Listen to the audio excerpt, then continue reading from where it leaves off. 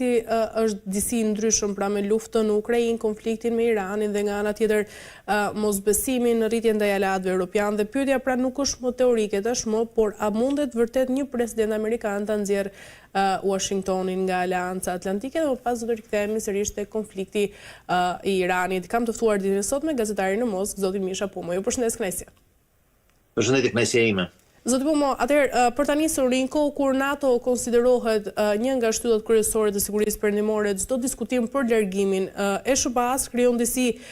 pasiguri globale dhe nga ana tjetër dhe tension diplomatik. Si e shihni pra, do të ishte një dalje e mundshme e SBA-s nga NATO, ndoshta një goditje fatale për rendin aktual ndërkombëtar? Gjithçka është e mundur,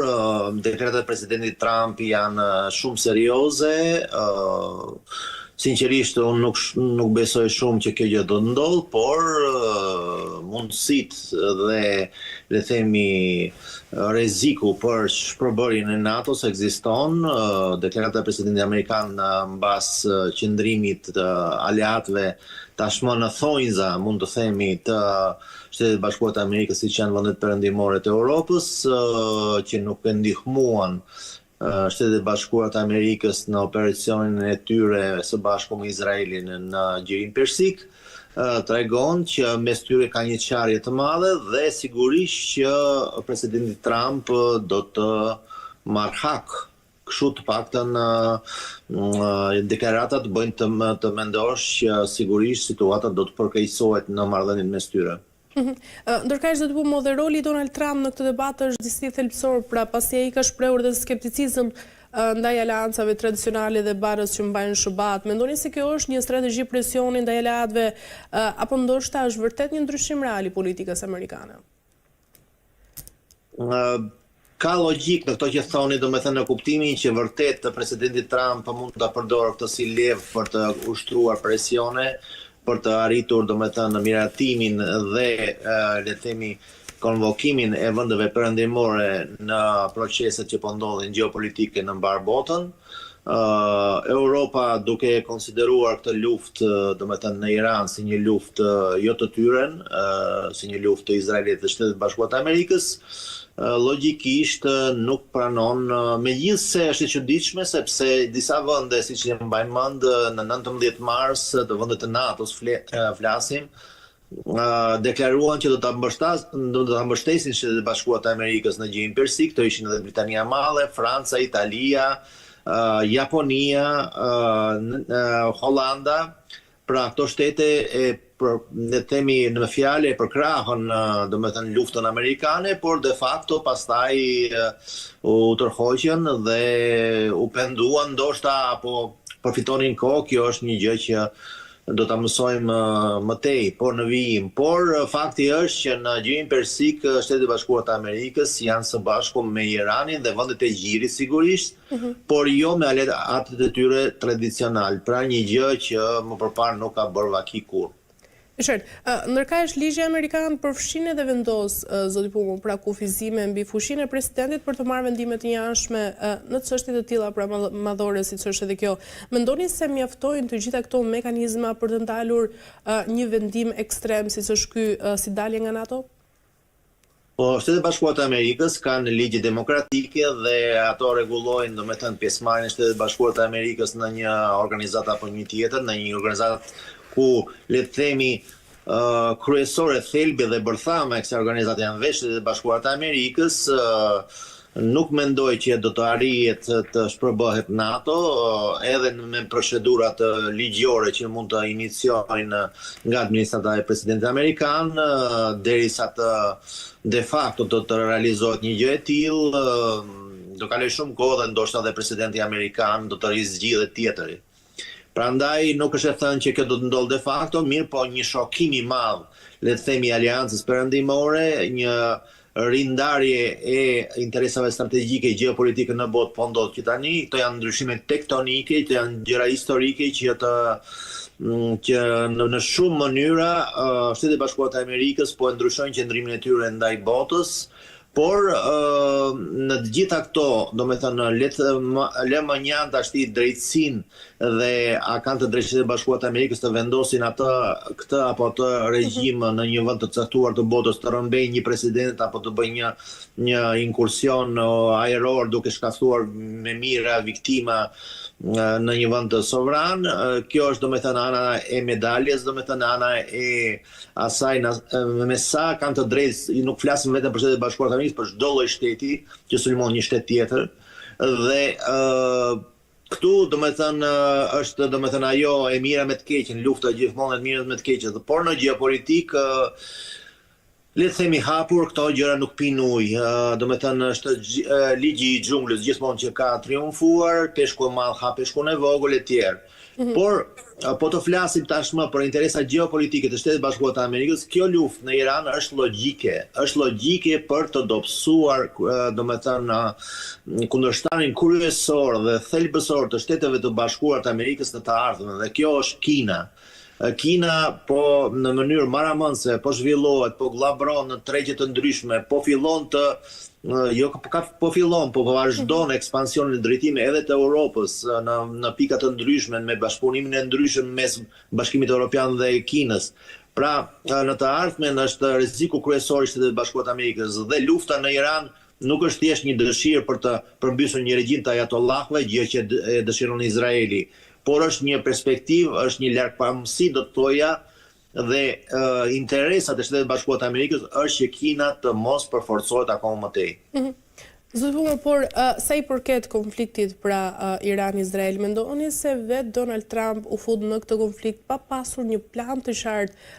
për daljen nga kjo luftë, apo tani po mundohet ndoshta ta improvizojë, ta shuaj? Po, është shumë kollaj tash të flasësh që është një luftë e padrejtë, do me thënë edhe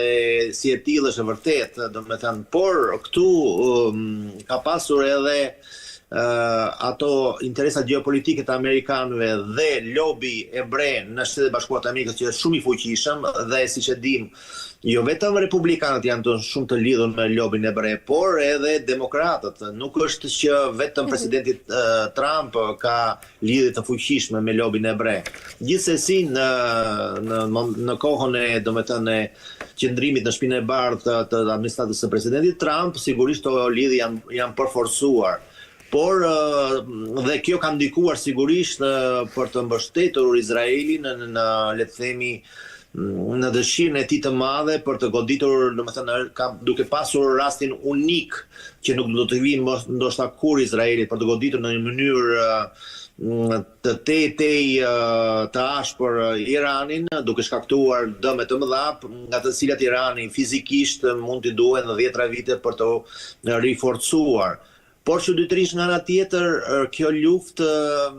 në një farë mënyrë paradoksale i intereson edhe Iranit dhe Shtetet Bashkuara të Amerikës, sepse Irani, duke u kthyer tashmë në një qendër rezistence kundër, siç e quhen ata, imperializmin amerikan, po flasim me terminologji komuniste, por gjithsesi ata e përdorin, domethënë ajatollahët këtë terminologji. Ata kthehen në një pikë të rëndësishme, domethënë globale, të gjeopolitikës dhe në të ardhmen mund të përfitojnë shumë nga kjo luftë. Flas për gjirin e Hormuzit, për tarifat dhe taksat që ata mund të vendosin atje, për le të themi kufizimin e hegemonisë amerikane, jo vetëm në rajon, por në mbar botën, duke parë që domethënë shuplakës mund t'i kthesh me shuplak, dhe kjo gjë sigurisht që nuk përforcon imazhin e Shtetit Bashkuar të Amerikës. Nga ana tjetër, vetë Shtetet Bashkuara të Amerikës, duke zgjatur sadopak të luftë, nuk mund ta zgjasin pa fund, sepse në Shtetet Bashkuara të Amerikës janë dhe zgjedhjet në Senat, dhe të cilat mund ndikojnë sidomos në mënyrë të dëmshme për ecurinë e zgjedhjeve ndaj republikanëve, që gëzojnë tashmë në këtë moment, le të themi, rejtingun më të ulët që mund të ekzistojë, domethënë që nga kohë që u zgjodh presidenti Trump. Pra, ata nuk mund ta zgjasin luftën pafund, por duke krijuar këtë krizë energjetike ata godasin me një gur disa zogj dhe një nga zogjt e tashmë që është zogu i njerëkës, nëse mund ta quajmë të tillë, është Europa, që goditet goxha nga kjo rritje çmimesh dhe goditet në radhë të parë dhe që është pikë synimi kryesor i Shtetit Bashkuar të Amerikës është Kina. Kina që domethënë nga Irani ka marrë pjesën ndërmuese të furnizimeve me gaz dhe me naftë dhe kjo gjë mund të bëjë, domethënë mund të ngadalsoj zhvillimin ekonomik të Kinës në të ardhmen dhe kjo mund të le të themi mund të kurorzohet me një sukses të ardhshëm për administratën amerikane duke të deklaruar që neve riforcuam pozitat tona botërore në të ardhmen dhe dobësuam Kinën, gjë që mund të shërbej pastaj më tej si një tramplim për zgjedhjet e ardhshme ashtu si në Senat ashtu edhe presidenciale. Për të kuptuar, pse SBA vendosi që të investoj në këtë konflikt pra kaq shumë për Izraelin? Është e thjeshtë që është lobi hebrej ai që ka bërë gjithçka të mundur dhe të pamundur që Amerika të përfshihet në këtë luftë. Ndoshta ka dhe divergjenca mes tyre, sigurisht që J.D. Vance flitet që është më i rezervuar dhe më, le të themi, pro paqes, se sa për shembull Mark Rubio, që është një nga falkonjtë e luftës, flitet të paktën në administratën amerikane. Dhe vetë, domethënë MAGA, lëvizja që u bazua kryesisht në parulla izolacionaliste, domethënë që Amerika në radhë të parë duhet të zhvillohet të përmirësojë kushtet e jetesës së vetë amerikanëve dhe të jetë domethënë zonja e vetes në vetë Amerikë. Në radhë të parë të zgjidhë problemet e inflacionit, e emigracionit, e gjitha këto. Dhe mirë po tashti po del në pak që të gjitha ato premtimit që ishin bërë para zgjedhjeve, po kalojnë në plan të dytë dhe le të themi politika agresive jashtme amerikane, por i kthehet në mënyrë më të vendosur se kur dhe dividendet e saj sigurisht, por dhe minuset e saj do t'i gëzojnë jo vetëm administrata e tanishme, por dhe ato që do vijojnë. Në fakt, zoti Pumo, parashikimet për një rrëzim të shpejtë të leadershipit në Teheran kanë qenë të shumta, por nga ana tjetër i gjithë realiteti në Teheran duket disi ndryshe. Pse dështoi i gjithë parashikimi për rrëzimin e shpejtë në Teheran, të regjimit të Teheran, zoti Pumo, dhe ai ishte ndoshta një keq lexim i të gjithë realitetit iranian? Është e çuditshme që Shtetet Bashkuara të Amerikës nuk mësuan nga përvoja e hidhur e Rusisë, do të thoja, që ka bërë të njëjtët gabime nëse doni në luftën me Ukrainën. Nga njëra anë kur u bë inkursioni në Venezuelë, edhe këtu disa mass media tregonin jashtë se duhet bërë lufta me regjimet e padëshirueshme, etj, domethënë duke i kapur brenda ditës, duke i deportuar. Por nga ana tjetër, Irani nuk është Venezuela, të gjithë ata domethënë që mendonin për një disfat të shpejtë të Iranit e bën hesapin pa hanxhin. Le të themi që Irani është një shtet shumë i fuqishëm që historikisht ka qenë një perandori dhe ka ngelur si e tillë pasi le të themi territori i Iranit është goxha i madh, ka shumë nacionalitete që jetojnë atje dhe kuptohet që ka një regjim specifik që tashti flasin për drejtat e njerëzit, është një çik pa sens dhe nuk na takon ndoshta neve, është populli iranian ai që duhet t'i bëj këto pyetje vetes, a dëshiron ai të jetojë në këtë lloj regjimi dhe a mundet, dhe është prerogativa e tij të vendosi. Por kur flasin për drejtat e njerëzit, pse nuk flasin për drejtat e njerëzit për shembull në Arabinë Saudite? Sauditët janë më demokratik se sa Irani. Prandaj këtu sigurisht që janë interesa geopolitike, strategjike, ekonomike, në radhë të parë ekonomike, sepse të gjitha luftrat bëhen për ekonominë. Domethënë për të fituar, për të marrë le të themi kontrollin ndaj domethënë shpërndarjes dhe shitjes së naftës dhe të gazit që është, siç e dim, ngjiri persik është pika kyçe botërore, le të themi, në këtë drejtim. Prandaj dhe këto gjëra përputhen edhe me dëshirën, le të themi,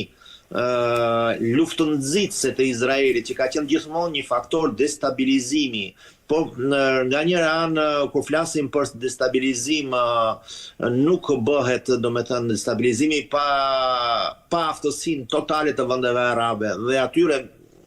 nga njëra mirë t'ju bëhet, sepse janë të gjithë njëri kundër tjetri, domethënë, dhe Izraeli gjithmonë në mënyrë shumë finoke ka përdorur atë strategjinë e Cezarit për çave sundo. Prandaj situata ishte shumë e volitshme, Izraeli sigurisht që është domethënë ai që i hedh benzinë luftës vazhdimisht, mirë po Shtetet e Bashkuara të Amerikës shikojnë tashmë dhe në një farë mënyrë dhe interesat e veta do të shikojnë, do të jenë të detyruar të shikojnë. Prandaj dhe presidenti Trump deklaroi që për 2-3 javë lufta do të përfundojë. 3 ditë përpara kësaj diçka dinte Putini që deklaroi të njëjtën gjë. Domethënë ka mundësi që këtu ka dhe ujdira që ne nuk i dim, por që aty lart i kanë vendosur që do bëjmë kaq luftë për të arritur kuotën për shembull të naftës edhe gazit me këtë lloj çmimi, ti fiton kaq, unë fitoj kaq. Domethënë janë pazare superfuqish, po sigurisht që nuk flitet këtu për një marrëveshje të Rusisë me Shtetet e Bashkuara të Amerikës për këtë luftë. Shtetet e Bashkuara të Amerikës nuk kanë pyetur asnjëri për këtë luftë përveç Izraelit. Por sidoqoftë në një farë mënyre Rusia është e moderuar por për krah Iranin, por edhe po të shikojnë domethënë retorikën, domethënë duke që dënojnë luftën etj, ndihma është kufizuar, domethënë të paktën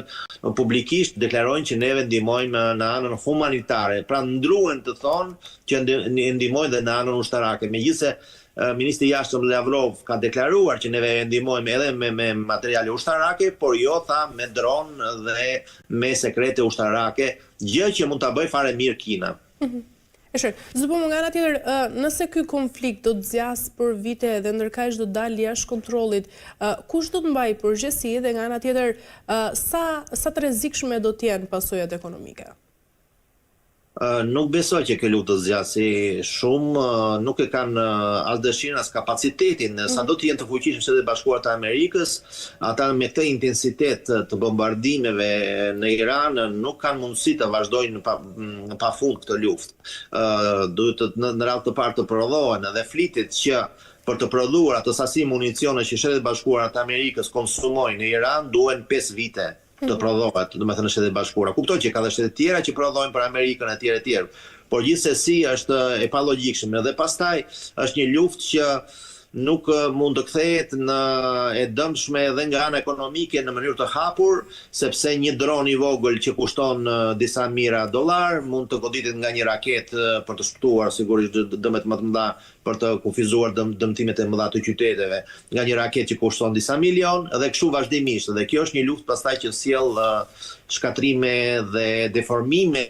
ekonomike në vendet që ushtrojnë këtë luftë. Prandaj nuk besoj që është me leverdi të madhe zgjatja e luftës gjithsesi,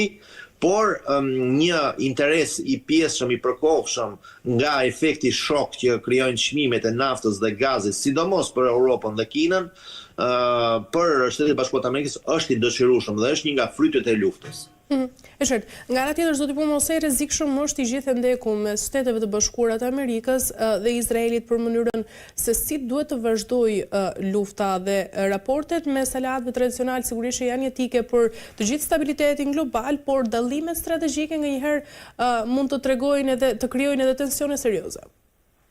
Është e vërtet, po gjithsesi kur flasim për lobin hebre,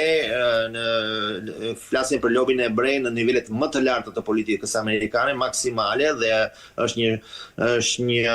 shtet i krijuar edhe nga lobi hebre, domethënë që ka marrë pjesë në mënyrë aktive në formimin e Shteteve të Bashkuara të Amerikës, prandaj këtu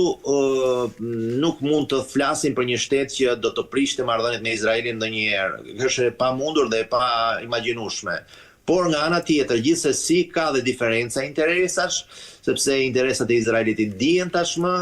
nga ana tjetër Izraeli pa Shtetet e Bashkuara të Amerikës është një zero. Është një shtet i fuqishëm, por është një shtet shumë i vogël mikroskopik në krahasim me gjithë vendet që e rrethojnë. Dhe merita e Izraelit dhe aftësia e tij është vetëm se ai është miku më i ngushtë i Shtetit të Bashkuara të Amerikës. Dhe pa pa Shtetet e Bashkuara të Amerikës, Izraeli nuk do të duronte një luftë të gjatë me vendet arabe apo me Iranin, që siç e din nuk është vend arab sigurisht. Por nga ana tjetër edhe politika izraelite që të godasin kur godasin, domethënë pa skrupull, domethënë edhe shkollat, edhe godasin fëmijët, vrasin gra dhe bëjnë krime të tmerrshme që edhe nazistët nganjëherë do të tmerroheshin. Këto gjëra domethënë duhen sigurisht ndaluar dhe Shtetet e Bashkuara të Amerikës mendoj që në këtë drejtim mund të bënin shumë më tepër për të frenuar domethënë ato oreksin sionist dhe të bënin të mundur një paqe më lojale, më interesante, më largpamse, duke mos i poshtruar dhe vrarë dhe prerë popujt që janë rreth Izraelit, por të gjinin një kompromis dhe një konsensus në paqen botërore. Ndërkaq do të thonë sa i përket edhe Turqisë, e cila historikisht ka kërkuar të luajë disi një rol kyç në lidhjen e mesme, herë si një ndërmjetës dhe nga ana tjetër herë si aktor aktiv politik. Mendoni se tashmë po synon Ankaraja të rrisë ndoshta ndikimin e saj përmes gjithë kësaj retorike të fortë që po përdor tashmë në këtë konflikt? Turqia është një vend, le të themi, që gjithmonë është përpjekur dhe në një farë mënyrë ka arritur të ketë interesat e veta në konflikte të ndryshme, mirë po në këtë konflikt të tanishëm nuk është Turqia iniciatori sigurisht, ndryshe ishte situata për shembull në Siri, kur domethënë sigurisht inkurajoheshin forcat antiqeveritare të Asadit, ndaj Asadit, kundër Asadit pra.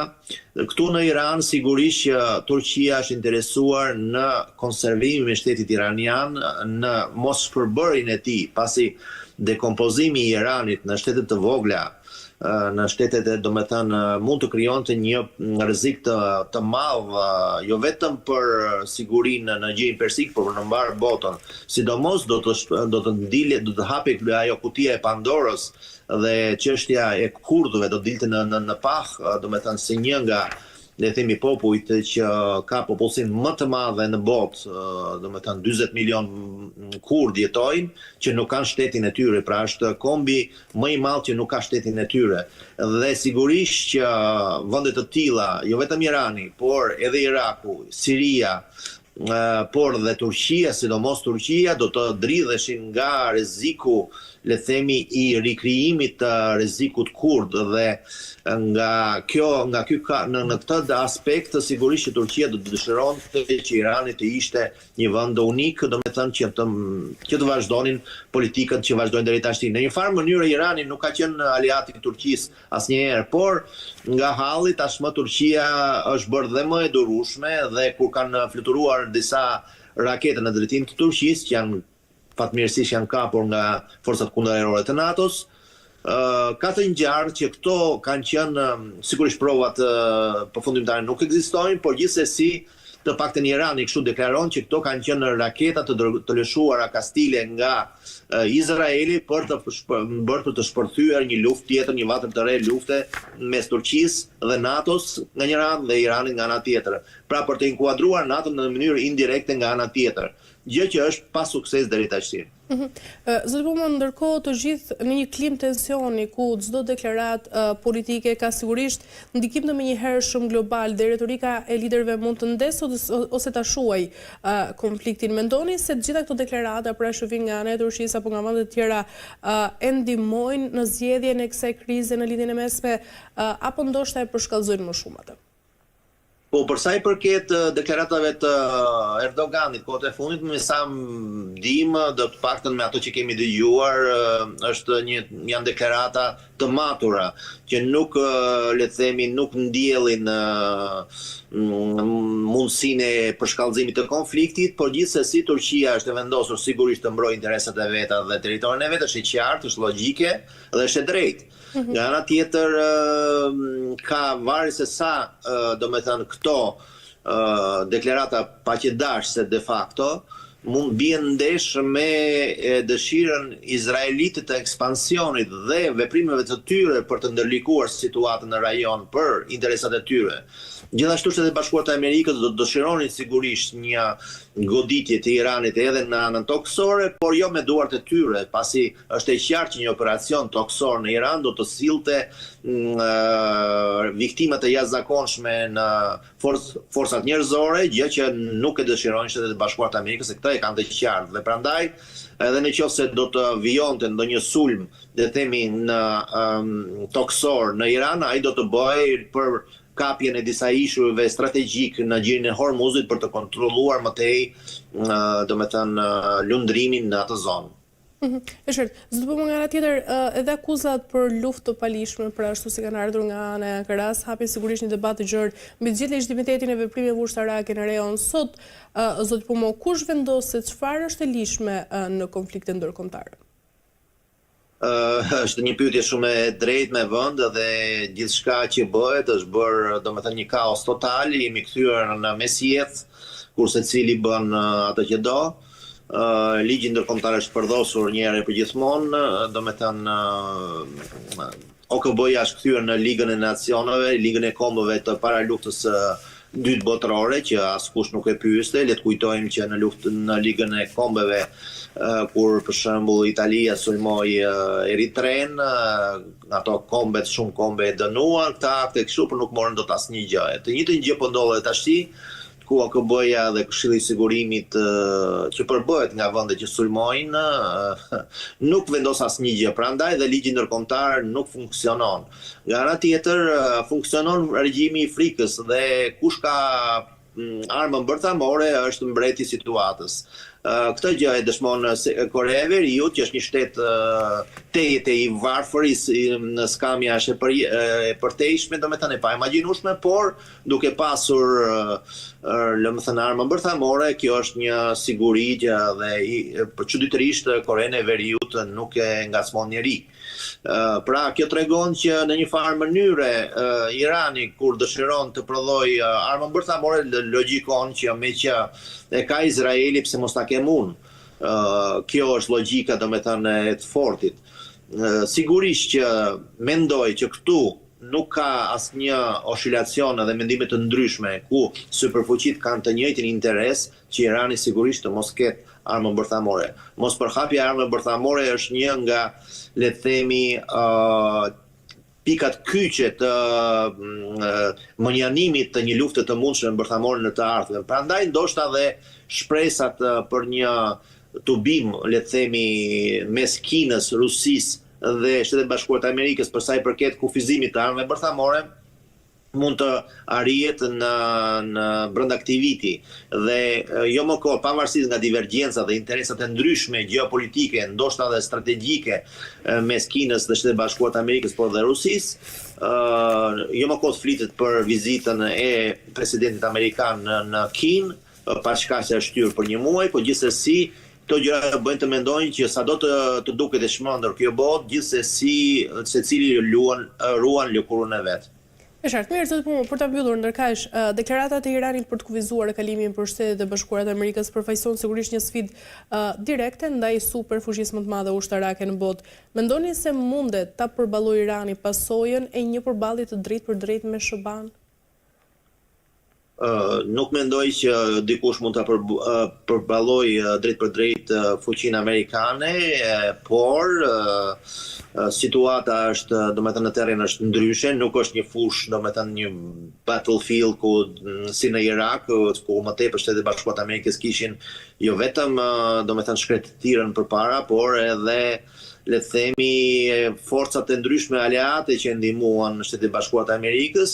dhe më tepër dhe Rusia bile se ka përkrahur sidomos në pjesën e parë të luftës me Irakun. Ndërsa këtu situata është komplet ndryshe, është ndryshim thelbësor. Irani sigurisht që është më i sofistikuar, ka një relief të ndryshëm me male, me pengesa natyrale, me fortifikime të jashtëzakonshme dhe jo më larg se dje ata publikuan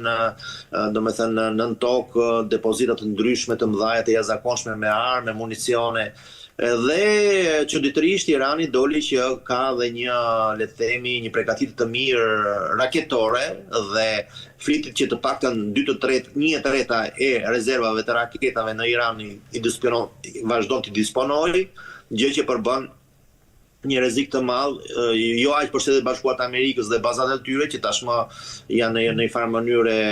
evakuuar ose janë marrë masa pavarësisht se goditjet vazhdojnë çdo ditë pothuajse, por më tepër rreziku është për Izraelin që edhe Iron Dome, pra kjo kupula e hekurt që e lavdëronin vazhdimisht, doli që është jo shumë efikase ndaj raketave izraelite. Mirë po çuditërisht doli që edhe disa raketa iraniane janë më tepër efikase ndaj edhe sistemeve Patriot që janë përdorur për shembull në Katar dhe iranianët goditën një rezervuar të madh gazi që shkaktoi edhe rritjen e mëtejshme pastaj të çmimit të gazit në botë. Dhe këto sigurisht këto mundësi e bëjnë Iranin shumë më të rrezikshëm, shumë më të qëndrueshëm, por sigurisht që në qoftë se